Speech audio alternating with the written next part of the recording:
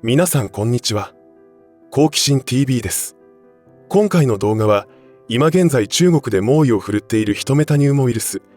HMPV についての情報をシェアしていこうと思います。いつものことながら中国政府による公式発表は鵜呑みにできないわけですが、やはり事態の深刻さは中国の SNS 投稿者たちの混乱状況から尋常ではないことが伝わってきています。感染拡大をしているのは海を隔てた中国のことなのですが、日々入国している中国人旅行者がいる以上、対岸の火事ではありません。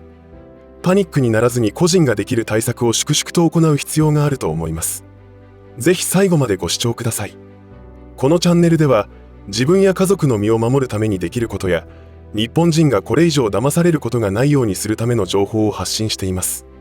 チャンネル登録がお済みでない方はぜひチャンネル登録をお願いします。さて、中国国内で感染症が蔓延しているなどという情報が入ってくるとゾッとするわけですが、一方で今アメリカではロサンゼルスの火事によって多くの被害が出て大変なことになっています。これも非常に違和感のある出来事で、トランプ大統領就任を阻もうとする勢力による工作であるとか、何か不都合な真実を葬り去るための工作であるとも言われています。また火災映像は合成であり、火に包まれているはずの場所から普通に投稿しているものもあったりで、もはや何が真実か分かりづらくなっています。アメリカの議会内で起きている中国関連の動きといえば、2020年以降世界に蔓延したパンデミックの原因は中国政府によるウイルス漏洩から始まり、情報隠蔽が被害を大きくしたということで、その責任追及がなされていく方向に動いています。そんな中、今回の感染拡大においても中国政府はまた何か隠しているのではないかという疑念が湧いてくるのは自然なことであるわけです。案の定 WHO からの発表では、毎年この季節では流行っているウイルスであるから大したことはないという内容の発表がなされています。本当なのでしょうか。そしてこのような状況の中、1月29日の春節に向け、1月28日から2月4日までの休み期間中に、延べ90億人が国内外を移動することになりますが、一体事態はどのようになるのでしょうか。今現在 SNS で流れている当事者たちの悲痛の叫びは、かつてのパンデミック初期の頃と非常に似ていると感じています。やはり先のパンデミックで学んだように公式発表を鵜呑みにすることなく、自ら考え判断して行動することが重要だと思います。そこで今現在分かっている情報をまとめてみました。ウイルスの蔓延状況。ここ数年この時期春節の前になると、中国ではたびたびウイルス感染の情報が入ってきますが、今年は少々趣が違っているように思えます。2024年12月から蔓延し始めたヒトメタニウムウイルス HMPV は、耳慣れないウイルス名であることから新種のウイルスが出現したかと危機感が募りましたが、アメリカ陸軍研究所ウイルス学部門元主任の林行玉氏によりますと、ヒトメタニウムウイルスはごく一般的な昔からある風邪ウイルスなのでさほど心配するほどのことではないということを言っています。だったらなぜ仰々しい命名をするのでしょうか。しかし中国疾病予防コントロールセンターCDC が最近発表した報告によると、現在、中国では A 型インフルエンザ、ヒトメタニウムウイルス、マイコプラズマ肺炎、新型コロナウイルスなどが同時に流行しており、急性呼吸器感染症の患者数が急増しているとのことです。特にヒトメタニウムウイルスは14歳以下の子供への感染が急拡大している傾向にありまして、しかも感染は重複していくつかのウイルスに同時に感染しているということで、幼い子供の体力には厳しい状況になっています。残念なことに急激な患者の増加によって医療はパンクしている状況であり、患者は子供だけではありません。映像で確認できるように、病院内は待合室での治療も余儀なくされており、命を落としている方も多数発生しています。火葬場と病院が大混雑。先ほども言ったように、今現在の中国では複数のウイルスが同時に流行していることによって医療崩壊が起きています。特に呼吸系の疾患が多発しているにもかかわらず、人工呼吸器による治療が受けられないものが多発しています。病院が満床状態になっていることも死者数増加に拍車をかけているようです。そのことは火葬場への車渋滞があちこちで多発していることから伺い知れることになります。毎度のことながら政府発表は真実を伝えることはありませんので、情報は SNS 頼みになっていますし、リアルタイムで発信される情報は貴重です。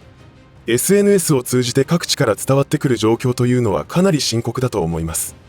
例えば、南京市の火葬場の外では車が長蛇の列をなし、広州市の火葬場内も人々であふれ、河南省西平火葬場では午前中だけで30人以上の遺体が火葬されました。南京市で起きていることというのは、夜明け前の薄暗い中、火葬場に向かう多くの車両がヘッドライトを点灯させながら道路上で渋滞していました。火葬場に向かう道路には終わりが見えないほどの大型バスが連なり、もう一方には一般車両が長蛇の列を作っています。このような状況は瞬く間にネット上で拡散され、多くの人々が何が起きているのか事態の深刻さを知ることになりました。一方で最近流行しているインフルエンザも急速に広がりを見せており、各地で死亡例が報告されています。この事態がいかにひどいものかというのは、医療崩壊している病院の医師たちがその窮状を SNS に投稿していることからわかります。そこではインフルエンザも猛威を振るっており、子供が次々と救急室に運ばれてきているものの、手当ての甲斐なく命を落としているケースもありますし、重度の脳炎を発症して命を落としているケースも多々見られているといいます。これらのことからわかるのは、中国政府が伝えているような楽観視できる状況ではないということです。今中国の SNS のコメント欄に書き込まれる内容というのは、身近に起きた不幸な出来事であふれています。中国政府の対応に疑惑。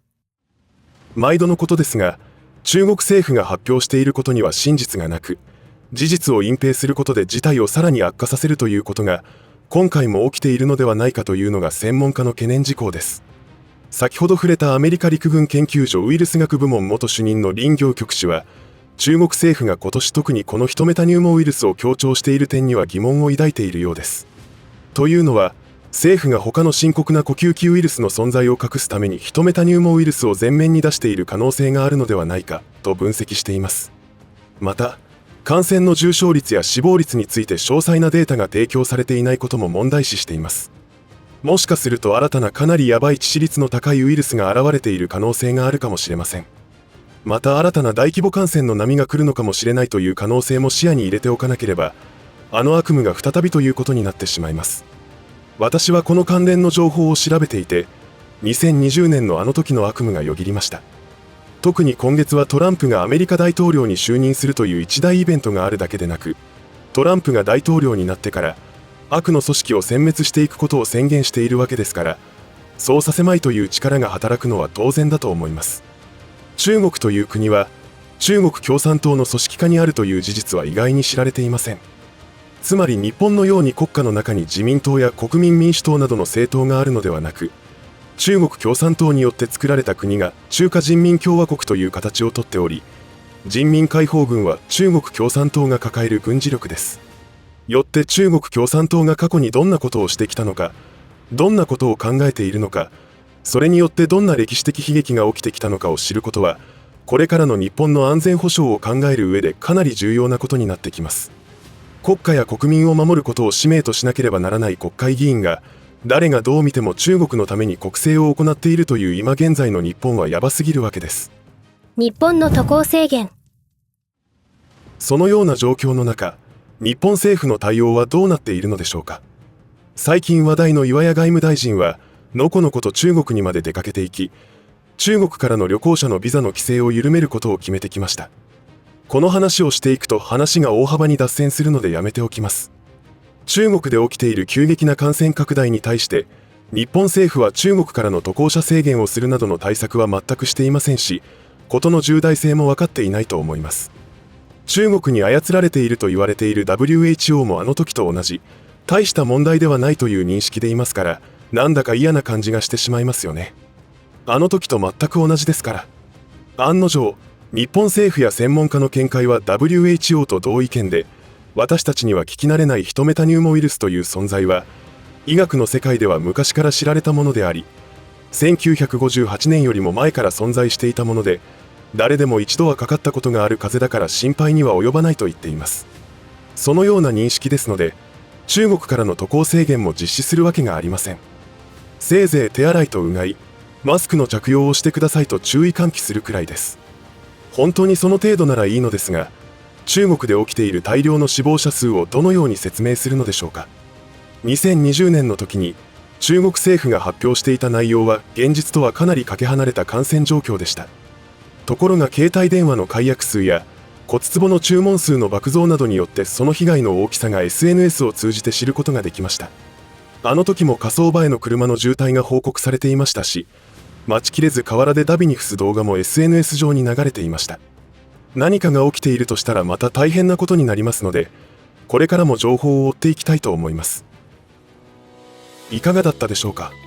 専門家がヒトメタニューモウイルスのことをそんなに警戒しなくても大丈夫であると言っていたとしても、実際に中国でどんなことが起きているのかを注意深く見ていかなければ大変なことになると思います。2020年に起きた悲劇の原因になったのは、人為的に作られたものであることがほぼ確定されてきました。誰が何のためにそんな恐ろしいことを考え、資金を提供してきたのでしょうか。この部分について多くの人は考えようとしていない傾向が強いだけでなく、おぞましい計画の存在を口にした人を陰謀論者とレッテル貼りしてきました。しかしそういったマインドコントロールの呪縛から解け始めた人たちも増えてきたことは大いに希望が持てることであると思います。主要マスコミの偏向報道や財務省などの官僚がいかに腐敗してきているかについてもどんどん明るみに出てきています。まさか国やマスコミが国民を騙すことはないだろうという性善説に立った考え方がいかに現状認識を困難にしているかが多くの方に理解され始めてきたように思います。庶民はいつの時代でも騙される側にいて、時代によっては尊い命を奪われてきました。それは確実に今も続いているわけで、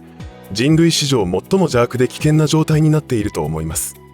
どんなことが起きても生き延びることができるように日頃から情報収集と食料備蓄を行ってください。どのような状況を想定した備蓄をするかによって備蓄内容は全く異なってきます。重要なことは自分で考えて結論を出していくことだと思います。この動画がその際のお役に立てればと思います。共に激動の2025年を生き延びていきましょう。最後までお付き合いありがとうございました。以上で今回の話は終わりとしますが、皆さんの応援が次の動画作成の力になりますので、いいねボタン、チャンネル登録、通知設定をオンにしていただけると嬉しいです。また、コメント欄へのご意見、ご感想の書き込みもいただけたら励みになります。最後までご視聴ありがとうございました。好奇心 TV でした。